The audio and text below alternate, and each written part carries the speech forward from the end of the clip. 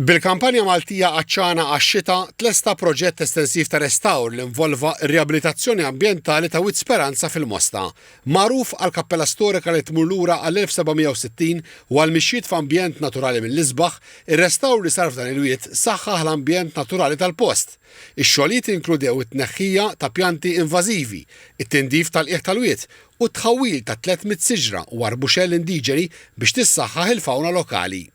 Biex tajn il-veġitazzjoni li għadha kif tħawlet tkompli tikber, ġiet installata sistema ta' tisqija mifruxa fuq kilometru u 400 metru.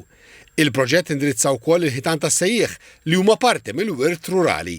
Ħitan imwaqqam bnew mill-ġdid u b'kollox ġew irrestawrati kilometru u nofs ta' ħitan.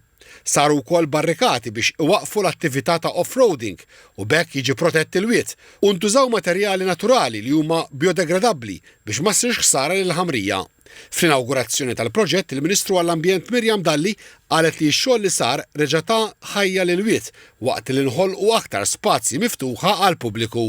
U hawnhekk, grazzi wkoll għal Project Green, rajna li nirreġeneraw dan il-wied li jibda mill-Kappella ta' San Pawl tal-Qlejja sal-Kappella ta' Wied l-Isperanza. Għan iktar minn 1.2 kilometri li sfortunatament sa ftit ta' żmien ilu kienu magħluqa għall-aċċess tan-nies. U llum bix-xogħol li sar issa għandna dan l-ispazju li huwa miftuħ u lin-nies jistgħu jgawdu.